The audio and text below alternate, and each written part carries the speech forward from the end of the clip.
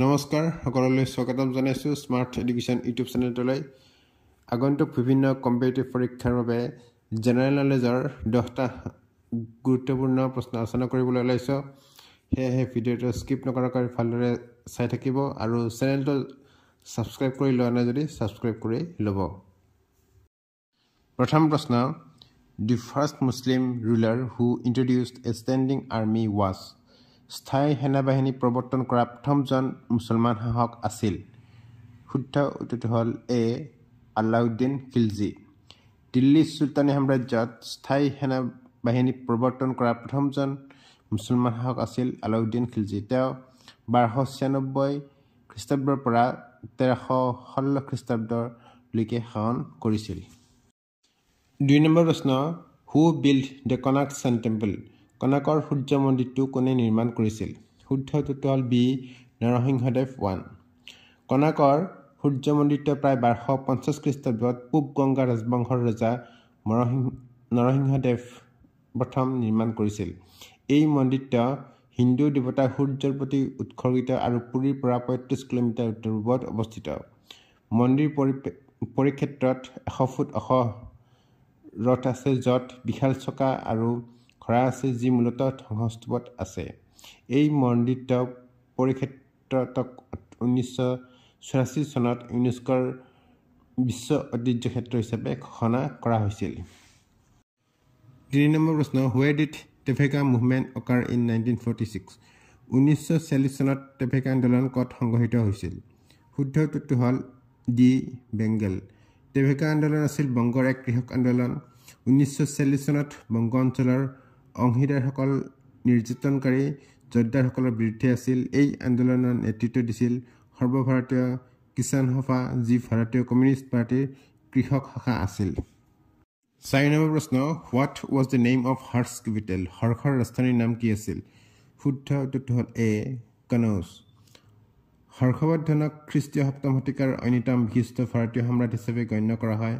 তেওঁ উত্তৰ আৰু উত্তৰ পশ্চিম ভাৰতৰ পৰা দক্ষিণৰ নৰ্বৰালৈকে বিস্তৃত এক বিশাল সাম্ৰাজ্য গঢ়ি তুলিছিল। তেওঁৰ ৰাজধানী আছিল কনৌজ। 5 নম্বৰ প্ৰশ্ন, দি Dilwara Jain temple is at. Dilwara Jain মন্দিৰটো আছে। শুদ্ধ উত্তৰটো হ'ল ডি মাউণ্ট আবু। দিলৱাৰা মন্দিৰ ৰাজস্থানৰ মাউণ্ট আবুত অৱস্থিত। দিলৱাৰা মন্দিৰ হৈছে শ্বেতাম্বৰ জৈন মন্দিৰৰ এটা গট আৰু এই মন্দিৰটো একাদশ আৰু ত্ৰয়োদশ শতিকাত নিৰ্মাণ কৰা হৈছিল আৰু জৈনসকলৰ বাবে এইটো এটা বিখ্যাত তীৰ্থস্থান। 6 নম্বৰ প্ৰশ্ন, which train was launch on the occasion of 150th birthday anniversary of Guru Nanak Rabindranath টেগৰ। গুৰুদেৱ ৰবীন্দ্ৰনাথ ঠাকুৰৰ 150 সংখ্যক জন্ম জয়ন্তী উপলক্ষে কোনখন ৰেল মুকলি কৰা হৈছিল? শুদ্ধ উত্তৰটো হ'ল চি সংস্কৃতি এক্সপ্ৰেছ। ৰবীন্দ্ৰনাথ ঠাকুৰৰ 150 সংখ্যক জন্ম জয়ন্তী উপলক্ষে এক বিশেষ প্ৰদৰ্শনীত সংস্কৃতি এক্সপ্ৰেছ ৰেলখন মুকলি কৰা হৈছিল। গুৰু ৰবীন্দ্ৰনাথ ঠাকুৰৰ 150 সংখ্যক জন্ম জয়ন্তী উপলক্ষে ভাৰতীয় ৰেলৱে সংস্কৃতি এক্সপ্ৰেছ ৰেলখন আৰম্ভ কৰিছিল।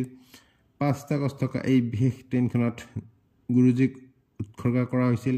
2011 চনৰ 29 এপ্ৰিলত পশ্চিমবংগৰ বোলপুৰ ৰেল ষ্টেচনৰ পৰা সংস্কৃতি এক্সপ্ৰেছ যাত্ৰা আৰম্ভ কৰিছিল।